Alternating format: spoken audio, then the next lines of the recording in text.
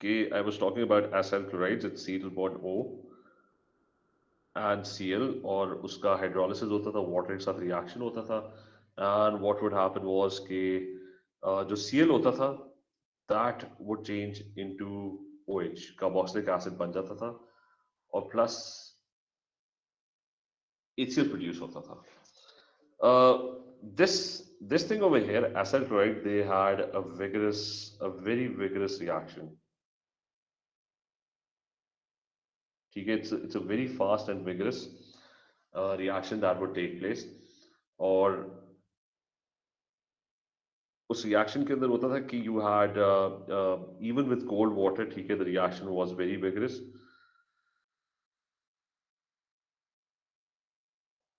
So you would see fumes, misty white fumes of HCl.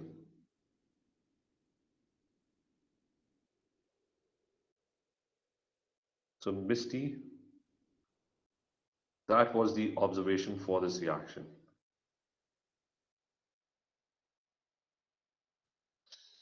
So you'll see lots of HCl gas getting formed, and they're going to have misty white fumes.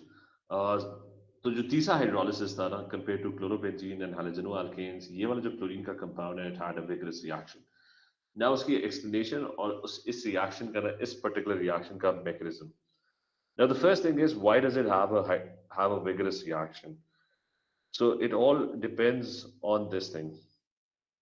कि you have R, C, double bond O, and Cl.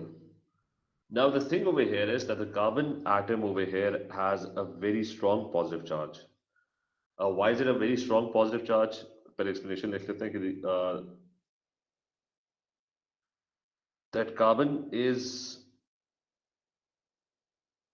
bonded to two highly electronegative elements. मतलब एक electronegative element नहीं है, there are two electronegative elements attached to it. There is oxygen and there is chlorine both.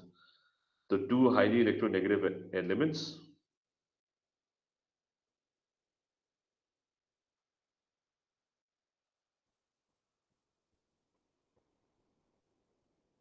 Hence, the C double bond O is highly polar.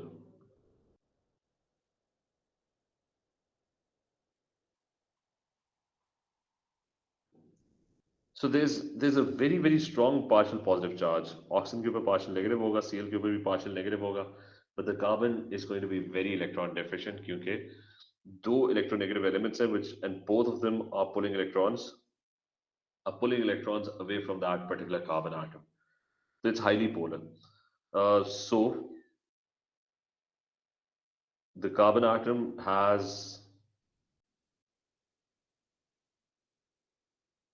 high partial positive.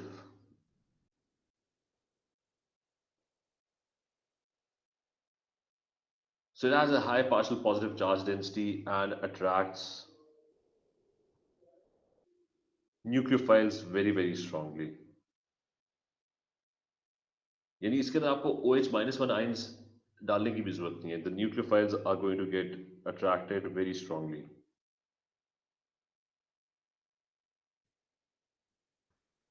ठीक है, so all because of this very strong positive carbon atom.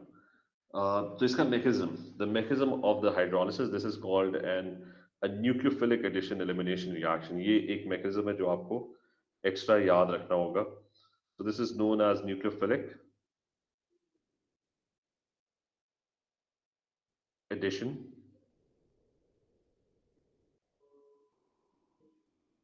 elimination. अच्छा, ये probably सबसे complicated और इस पे सबसे ज्यादा स्टेप्स हैं इस मैकेनिज्म के अंदर. स्टेप्स ज्यादा है, चीजें तो सिंपल है. What happens in this mechanism is you start off with an acyl chloride.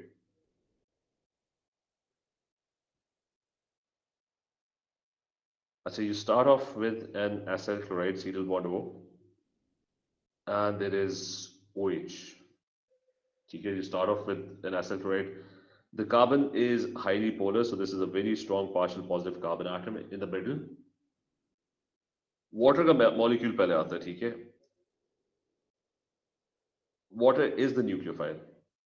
मतलब इधर आपको ना OH-1 आयन बनाने की भी जरूरत नहीं है क्योंकि वो पॉजिटिव कार्बन आटम इतना स्ट्रांग है कि वो वाटर के अंदर से ना लोन पेयर्स बहुत स्ट्रांगली अपनी तरफ अट्रैक्ट करेगा. So the lone pairs of water are going to get attracted to the positive carbon atom that you can see over there. Sir आपने एसिड बनाई या यहाँ पे हाँ होना सॉरी, चाहिए था? हाँ नहीं sorry, this should be an acid chloride. ठीक है, अब सही है. तो फिर से carbon was a very had a very strong partial positive charge. Reason पता है कि it's bonded to two highly electronegative elements. तो OH माइनस में डालने की भी जरूरत नहीं है. वाटर का मॉलिक्यूल डाल दोगे ना तो उसके जो लोन पेयर्स होंगे वो खुद ही ऑटोमेटिकली अट्रैक्ट होंगे उस पॉजिटिव कार्बन के साथ. और अगर वाटर करीब गया उसके ऑक्सीजन के, तो the electrons in the double bond are going to get repelled. So these electrons over here, they are going to get repelled. And what would happen is, अगला जो स्टेप है वो ये होगा कि इसके ऊपर ही वर्किंग शो कर देते हैं. Double bond O and you have Cl. तो वाटर था यहाँ पे मॉलिक्यूल, वाटर का जो मॉलिक्यूल था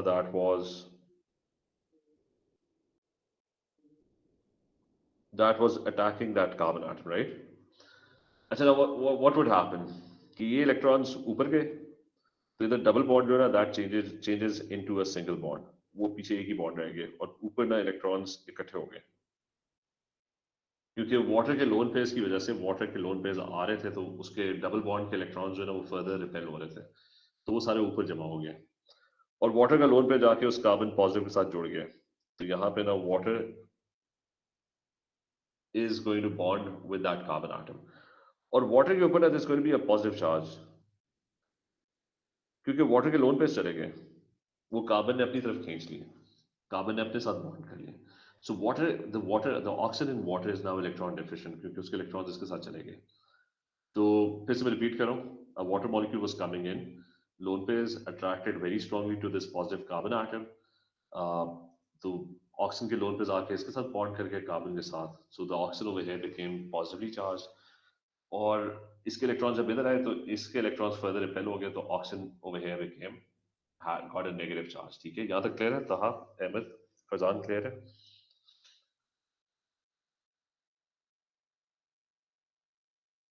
जी sir, clear.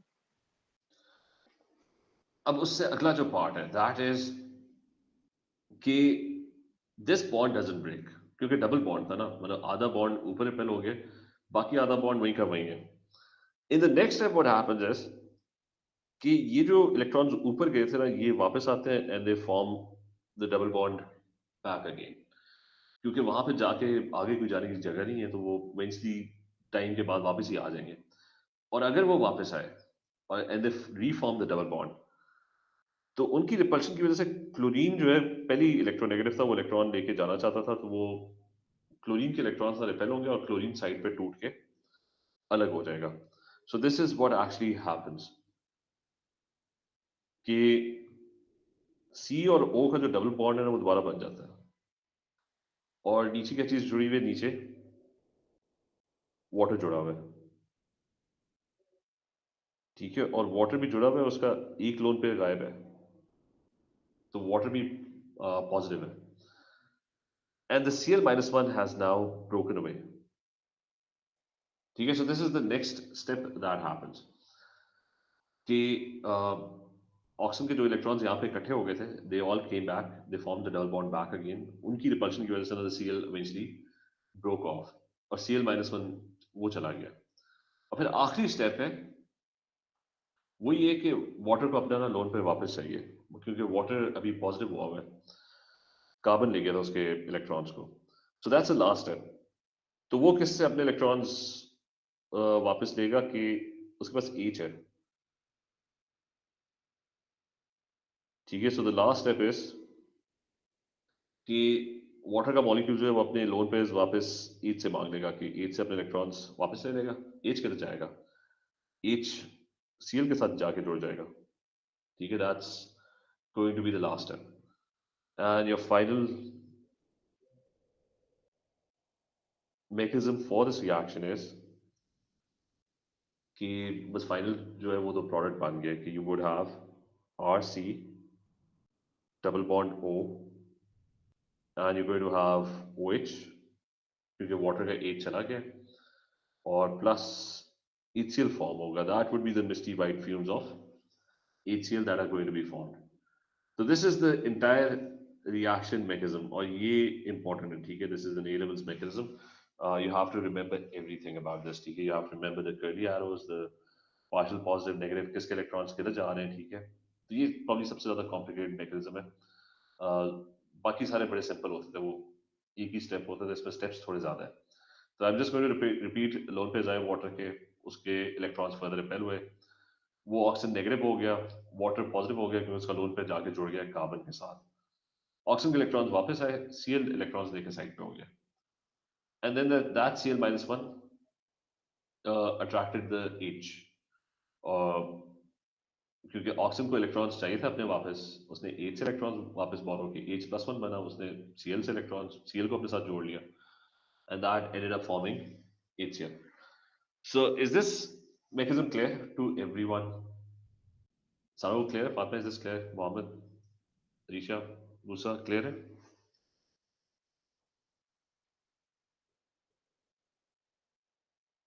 Yes or no? Is this clear? Taha?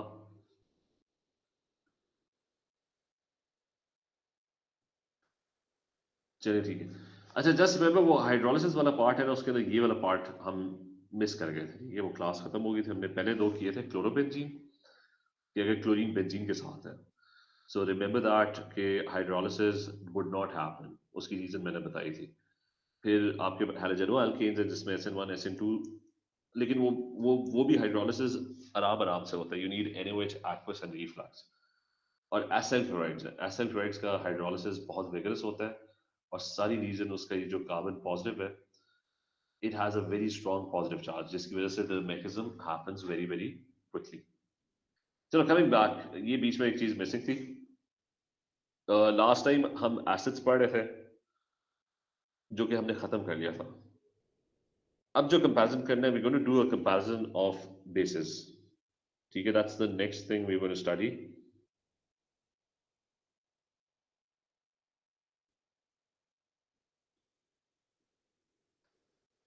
So comparison of bases. जब भी आप बेसिस की बात करोगे ना, and in organic chemistry, you're basically talking about lone pairs, you're talking about nitrogen bases. ठीक है, दैट्स नाइट्रोजन के जो कंपाउंड्स होते हैं ना, N usually forms three bonds and N has a lone pair. तो वो जो lone pair होता है ना, वो H+1 को attract करता है.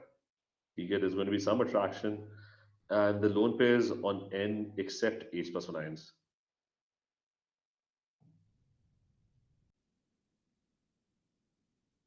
They always accept or attract H+1 ions. लेकिन weakly. That means कि these are all weak bases. यानी जब भी हम बात करेंगे ना इसकी organic bases की, so all of them are going to be weak bases. They're not going to be strong bases. जिस तरह वो carboxylic acids का पहले मैंने कहा था कि all of them are going to be, they're going to be weak acids. जब हम strength की बात करेंगे ना, और किसी को strong कहेंगे, किसी को weak कहेंगे, so होंगे सारे के सारे weak, वो हम relative terms के अंदर बात कर रहे होंगे.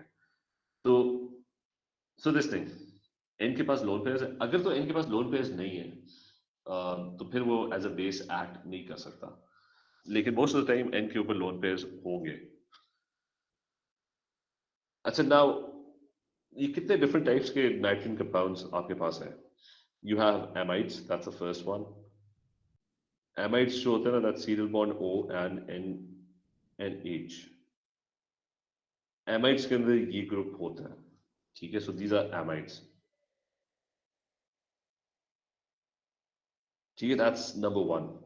So this is one type of compound that contains nitrogen in it. अच्छा, then the next one is कि बेंजीन के साथ एमाइन हो सकता है. See, so if you have a benzene जिसको फिनाइल अमाइन कहते हैं,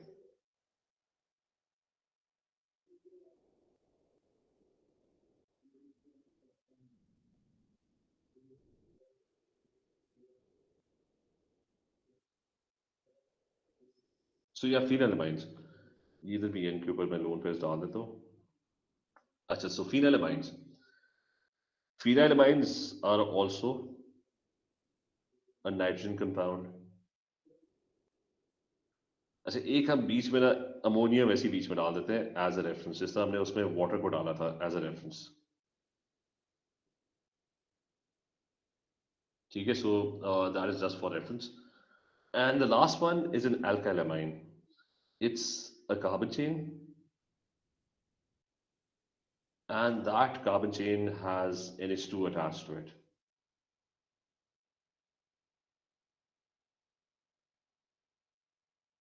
और ये आपके N के ऊपर ना there are lone pairs. ठीक है, तो ये बीच में अमोनिया और ये वाला जो है दैट्स एन अल्काइल यानी कार्बन चेन के साथ NH2 ग्रुप अटैच हुआ हुआ है.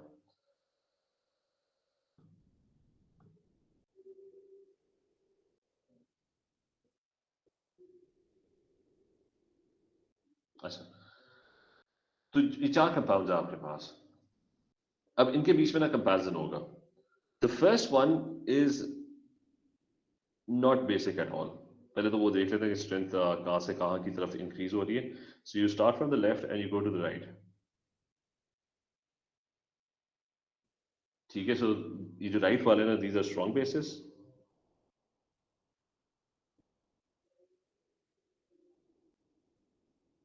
और लेफ्ट वाले जो है दीज आर वीक बेसिस.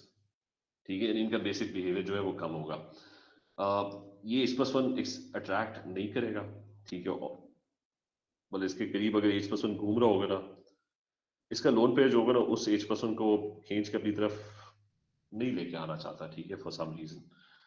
और ये जो होगा, if there's an H plus one roaming around, तो it's going to accept the H plus one very very strongly. ठीक है, मतलब बहुत strongly उस H plus one को अपनी तरफ खींचेगा. तो ये बेसिक आइडिया है कि the left ones are weak bases, the right one are strong bases.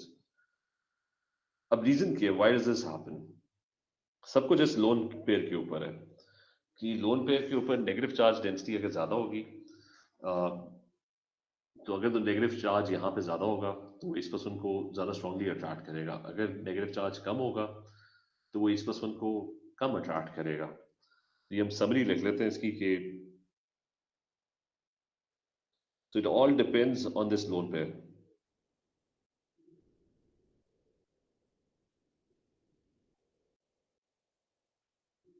So if it has lower negative charge density,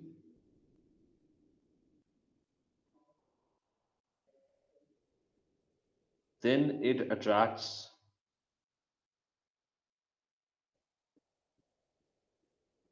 H plus one weakly. ठीक है, नहीं अट्रैक्ट करेगा H plus one को, बहुत वीकली अट्रैक्ट करेगा. कि अगर negative charge, so why would it have a lower negative charge density if there are electron withdrawing groups attached?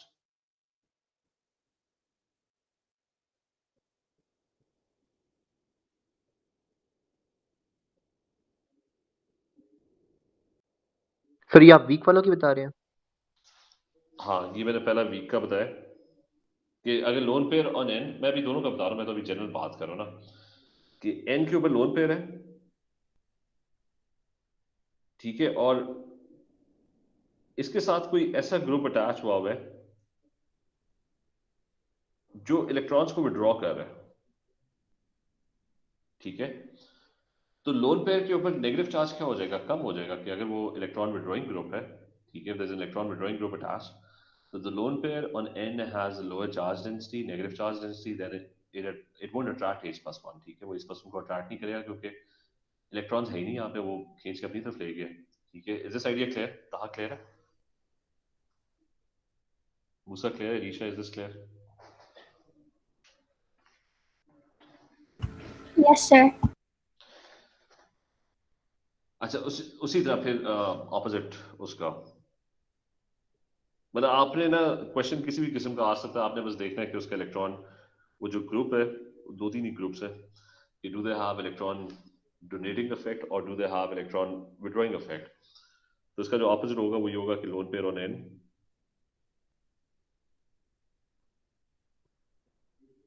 अच्छा, so the lone pair on n has higher negative charge density.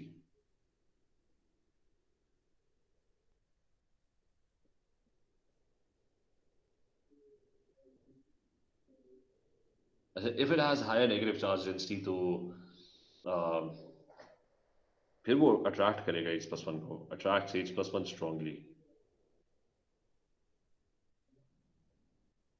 तो ज़्यादा strongly attract करेगा, and why would it have a high negative charge density अगर उसके साथ electron donating groups attached हो?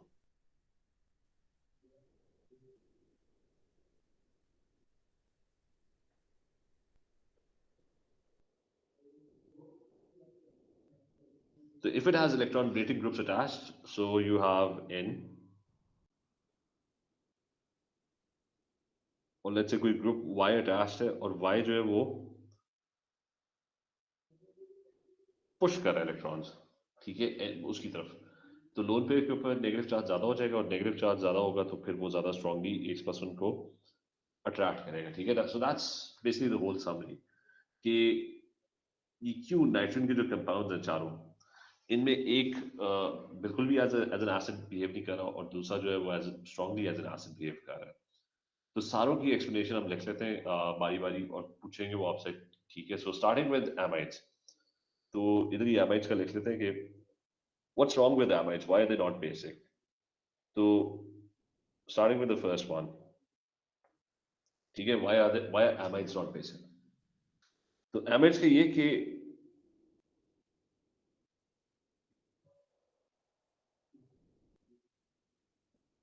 Highly polar bond, serial bond हो, या highly electronegative oxygen, मतलब वो साथ ही बिल्कुल नेक्स्ट डोर ना, there is an oxygen over here, वो ऑक्सीजन क्या करेगा, इस इलेक्ट्रॉन्स को खींचेगा अपनी तरफ, तो highly electronegative oxygen in serial bond O has electron withdrawing effect.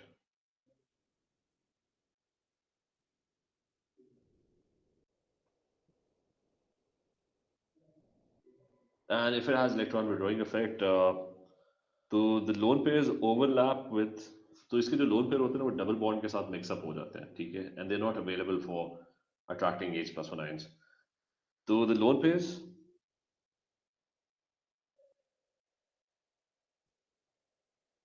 on N, they overlap with pi electron cloud in c double bond O,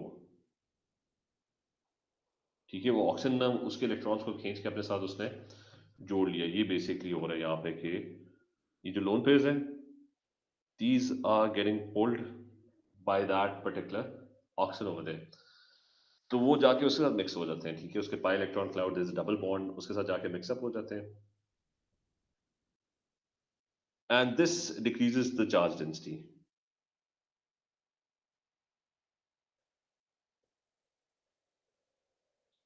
just simply लिख लो, हेंस दे आर नॉट,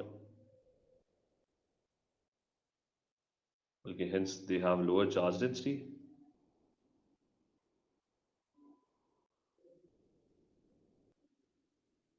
ठीक है, मतलब वो वहां पे होते ही नहीं है, वो ऑक्सीजन ने खींच के अपने साथ मिक्स कर लिया, तो hence they have lower charge density and don't attract H+1 ions,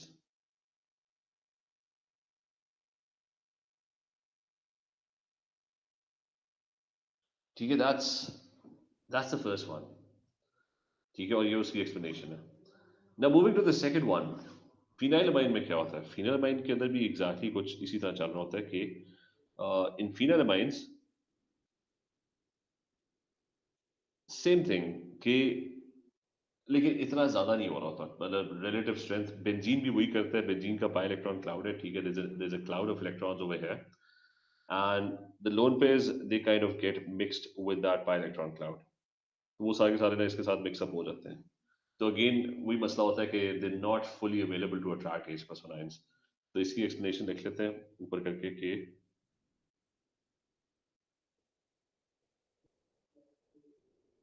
कि लोन पेयर्स ऑन N इस केस में overlap with benzene's by electron cloud,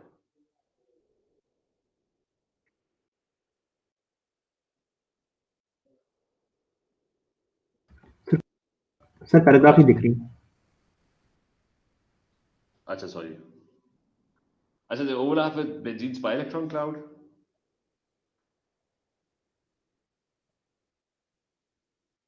hence have lower charge density.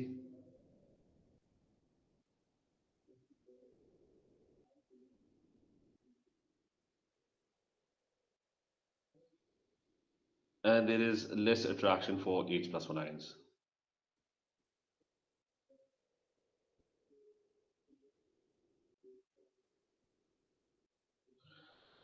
ठीक है, तो इसमें भी इलेक्ट्रॉन विड्रॉइंग इफेक्ट चल रहा है, लेकिन इतना ज्यादा नहीं है। वहां पे ऑक्सीजन जो था ना, वो बहुत स्ट्रांगली इलेक्ट्रॉन्स को अट्रैक्ट करता था, तो उधर लोन पे गायब भी हो जाते थे, मतलब सारे के सारे इसके साथ मिक्सअप हो जाते थे इस चीज के साथ।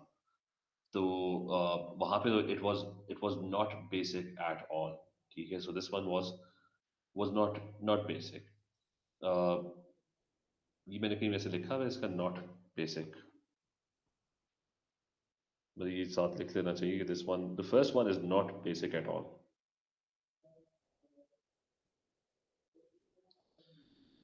सेकेंड वाला फिर थोड़ा बहुत बेसिक है, क्योंकि लोन पे फिर भी थोड़े बहुत अवेलेबल है, तो वो H प्लस वन को अट्रैक्ट कर ही लेते हैं बड़ी, लेकिन मुश्किल से। And then moving on to the third one, कि जो थर्ड वन है दैट्स अल्काइल अमाइन। उधर काम उल्टा हो जाता है, उधर ये होता है कि कार्बन चेन्स जो होती है दे have electron donating effect. Carbon chains जो होती हैं वो इलेक्ट्रॉन्स पुश करती हैं, and if they pushing electrons, तो लोन पेयर्स के ऊपर नेगेटिव चार्ज ज्यादा हो जाएगा। अगर वो ज्यादा हो जाएगा तो H प्लस वन और ज्यादा स्ट्रांगली अट्रैक्ट होगा। तो इसकी इसकी एक्सप्लेनेशन होगी तीसरे की।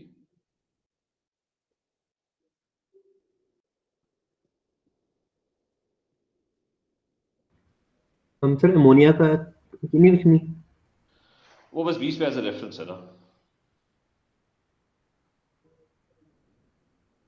मतलब अमोनिया वो जैसा वाटर बीच में एक रेफरेंस था, कि ये बीच वाली चीज है ना कि इन दोनों में इलेक्ट्रॉन्स विड्रॉ हो रहे हैं, ग्रुप्स लगे हुए हैं जो इलेक्ट्रॉन्स को विड्रॉ कर रहे हैं। इसमें इलेक्ट्रॉन्स उल्टा डोनेट हो रहे हैं। ठीक है, carbon chain electron donating group है, अमोनिया वो बीच में रेफरेंस है। ठीक है, जो साथ एच लगे हैं वो कुछ भी नहीं कर रहे हैं। अच्छा, so alkyl chains have electron donating effect,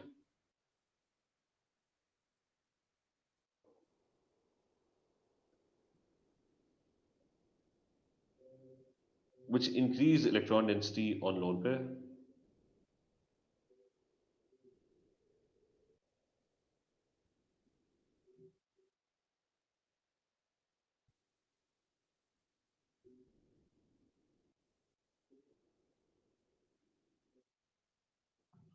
So there's going to be more attraction for H plus one, and it's going to be a stronger, हम सर पेपर में सवाल आ सकते हैं कि ये इलेक्ट्रॉन डोनेट करते क्यों हैं alkyl chains. and it's a stronger base. Paper के अंदर जी नहीं, पेपर के अंदर वैसे आ तो सकता है। असल में वो होता है कि कार्बन की जो वो होती है ना, इस मतलब क्वेश्चन आएगा नहीं वैसे मोस्ट लाइकली। कार्बन जो होता है ना, वो हम हमेशा कहते हैं ना कार्बन और हाइड्रोजन का जो बॉन्ड होता है वो एक्चुअली हम कहते हैं नॉन पोलर होता है, राइट। लेकिन उसमें थोड़ी बहुत पोलैरिटी होती है, मतलब उसमें ना होता ही है कि कार्बन थोड़ा सा ज़्यादा इलेक्ट्रोनेगेटिव होता है। तो ओवरऑल जो नेट डायपोल क्रिएट हो रहा होता है ना, मतलब कार्बन किसी भी चीज़ से अटैच्ड है ना, और वो टेट्राहेड्रल होता है। एक सेकेंड, कि लेट्स से कार्बन एक ग्रुप के साथ अटैच्ड है, तो मतलब कार्बन का इलेक्ट्रॉन डोनेटिंग इफेक्ट कोई इतना ज़्यादा नहीं है, मतलब बहुत ही मामूली सा होता है। ये मैंने उसको ना 3 डायमेंशन में शो किया। तो कार्बन की इलेक्ट्रोनेगेटिविटी ना हाइड्रोजन से थोड़ी सी ज्यादा होती है, बहुत ही माइन्यूटली ज्यादा होती है। तो वो हाइड्रोजन के इलेक्ट्रॉन्स को थोड़ा बहुत उसने खींच के ना अपनी तरफ लेके आया होता है। तो नेट रिजल्ट ये होता है कि उसका जो नेट डायपोल क्रिएट हो रहा होता है ना, दैट्स मतलब अगर आप वेक्टर, अगर फिजिक्स में वेक्टर्स पता है तो उसके अंदर जो नेट डायपोल क्रिएट हो रहा होगा वो थोड़ा सा ना वो इलेक्ट्रॉन्स आगे की तरफ पुश कर रहा होगा। कहा क्लियर है बात? जी ठीक है, पेपर में आज तक तो नहीं आया और ना वो पूछेंगे।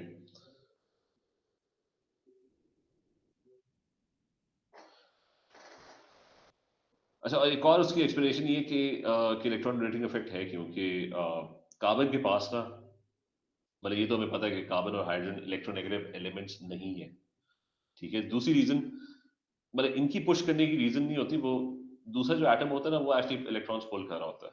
मतलब कार्बन और हाइड्रोजन इलेक्ट्रोनेगेटिव नहीं है ना, मतलब पता होगा कि कार्बन भी बीच में आता है, ग्रुप 4 में आता है, they not very electronegative. Hydrogen भी इलेक्ट्रोनेगेटिव नहीं है, हाइड्रोजन तो बल्कि इलेक्ट्रॉन्स लूज करता है, वो H+1 बनाता है, ठीक है। तो उनकी टेंडेंसी इलेक्ट्रॉन गेन करने की है ही नहीं, तो अगर नाइट्रोजन को साथ अटैच करोगे तो नाइट्रोजन उससे इलेक्ट्रॉन्स खींचेगा ना। कहाँ समझ आइए बात? नहीं। नहीं, नाइट्रोजन, नाइट्रोजन और कार्बन है ना आमने सामने, इन दोनों में कौन ज्यादा इलेक्ट्रोनेगेटिव है? नाइट्रोजन। तो नाइट्रोजन वो कार्बन चेन के इलेक्ट्रॉन्स को पुल करेगा। कार्बन चेन में कार्बन के जो एटम्स होते हैं वो इतने इलेक्ट्रोनेगेटिव नहीं होते ना। सर फिर सवाल था सर, जो पहले हमने पढ़ा था क्या कहते हैं एमाइड में, हाँ, वहां पे ज्यादा इलेक्ट्रोनेगेटिव तो नाइट्रोजन ना हुआ? कौन सा? नहीं, एमाइड में ऑक्सीजन। ज्यादा इलेक्ट्रोनेगेटिव नाइट्रोजन है। नहीं, ऑक्सीजन ज्यादा इलेक्ट्रोनेगेटिव है ना। हम तो रिलेटिवली बात कर रहे हैं ना, देखो रिलेटिव बात हो रही है। नाइट्रोजन इधर भी है। अच्छा, एक तो पहली चीज, नाइट्रोजन इधर भी है और नाइट्रोजन इधर भी है, तो नाइट्रोजन वाला फैक्टर तो कैंसिल आउट हो गया, नाइट्रोजन दोनों जगहों पे है, ठीक है। हम्म। मैं कह रहा हूँ कि कार्बन चेन होगी तो नाइट्रोजन को ज्यादा इलेक्ट्रॉन्स मिलेंगे ना। लेट्स अज्यूम कि नाइट्रोजन इलेक्ट्रॉन्स खींच रहे हैं तो कार्बन को ज्यादा इलेक्ट्रॉन्स मिलेंगे ना, बात समझ आइए। लेकिन अगर ऑक्सीजन होगा दूसरी साइड पे, तो ऑक्सीजन उसको इलेक्ट्रॉन्स नहीं लेने देगा ना। Do you get the point? जी। मतलब आप दोनों एंगल से सोच सकते हो ना, आप इसके पॉइंट ऑफ व्यू से सोच सकते हो कि इलेक्ट्रॉन विड्रॉइंग ग्रुप है, मतलब ऑक्सीजन जो इलेक्ट्रॉन्स अपनी तरफ खींचता है, ठीक है। और कार्बन चेन जो है वो इलेक्ट्रॉन्स अपनी तरफ नहीं खींचती, कार्बन चेन उल्टा इलेक्ट्रॉन रिलीज करती है, उसका रिलीजिंग इफेक्ट, डोनेटिंग इफेक्ट होता है, ठीक है। या आप नाइट्रोजन के पॉइंट ऑफ व्यू से सोच सकते हो कि जी नाइट्रोजन जो है वो इलेक्ट्रॉन्स पुल करता है, तो कार्बन चेन जो है उससे वो ज्यादा पुल कर सकता है। लेकिन अगर ऑक्सीजन लगा होगा तो उससे वो इलेक्ट्रॉन्स पुल नहीं कर सकता और अपनी इलेक्ट्रॉन डेंसिटी बढ़ा नहीं सकता। और दूसरी चीज है वो जो तुमने बात की ना, ऑक्सीजन ज्यादा इलेक्ट्रोनेगेटिव होता है, ऑक्सीजन के पास 8 प्रोटॉन होते हैं, ऑक्सीजन राइट पे है।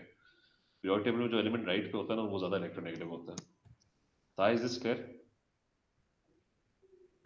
जी। अच्छा, ये आपने सारी एक्सप्लेनेशन लिखनी है, कंपैरिजन ऑफ बेसिस, और क्वेश्चन इसी तरह आता है कंपैरिजन के ऊपर, और खाली इनके ऊपर नहीं आएगा, डिफरेंट कॉम्बिनेशंस आ सकती हैं कि what if you have a molecule जिसमें नाइट्रोजन के ऊपर और भी ज्यादा कार्बन चेन है। एक तो ये बना मैंने, इसके पास एक कार्बन चेन है। What if there's a molecule which is कि उसके यहाँ पे भी CH3 है, and there is a carbon chain over here, and there's another carbon chain over here. तो अगर तीनों साइडों पे कार्बन चेन होगा तो इलेक्ट्रॉन डोनेटिंग इफेक्ट जो होगा that would be even greater, ठीक है। तो ये एज अ बेस जो होगा ना that would be even stronger compare to this one, मतलब दोनों अल्काइल अमाइंस है लेकिन उनकी फिर वेरिएशंस आएंगी, ठीक है। So remember this, if you have, इसकी वेरिएशन कर लेते हैं कि if you have more alkyl chains, या फिर आप कह सकते हो कि bigger alkyl chains.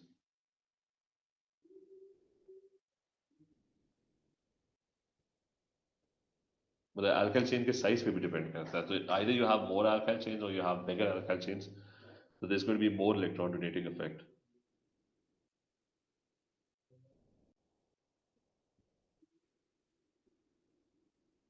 and it's going to be an even stronger base, क्योंकि लोन पेयर के ऊपर नेगेटिव चार्ज और भी ज्यादा हो जाएगा, ठीक है। तो डिफरेंट कॉम्बिनेशंस भी आ सकती है, ज्यादातर क्वेश्चंस तो स्ट्रेट फॉरवर्ड होते हैं कि वो उन्होंने ये चार कंपाउंड्स दिए होते हैं और कहते हैं कि बताओ कि कौन सा स्ट्रॉन्ग बेस है, कौन सा वीक बेस है, और फिर उसकी रीजंस पूछ रहे होते हैं कि ये एमाइड जो है वो बेसिक क्यों नहीं है, कि they not basic, phenyl amine क्यों नहीं अच्छी बेसिस, अल्काइल अमाइन इतनी अच्छी बेसिस क्यों है। तो इस तरह के वो क्वेश्चंस बीच में पूछ रहे होंगे, ठीक है। अच्छा, इज दिस क्लियर? ये बेसिस का कंपैरिजन हमने कर लिया, वी डन विद दिस। ये सारों को क्लियर है? मूसा क्लियर है? अहमद, फजान?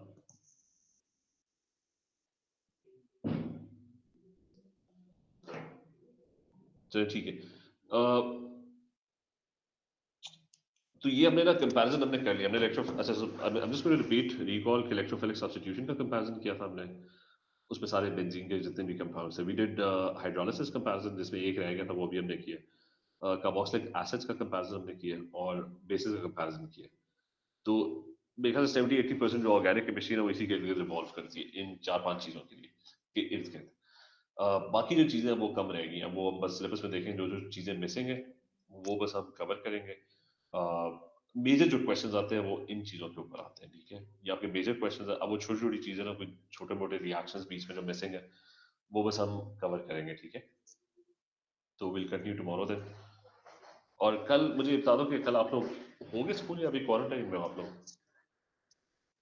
मेरा टेस्ट अभी तक पॉजिटिव है तो मैं आ नहीं सकता। बाकी क्लास आएगी। सर हम आएंगे सर। चलो ठीक है, ठीक है, ओके देन। मैं चलिए क्या अवैस, हम्म फिर आपको ना मैं रिकॉर्डिंग भेज दूंगा, ठीक है। Wait, I'll try and see if I can get a retest today. Maybe it's changed. अच्छा चलो ठीक है, ठीक है। Okay. अच्छा राइट राइट प्रेजेंट, ठीक है, यहाँ पे सारे प्रेजेंट लिख दो।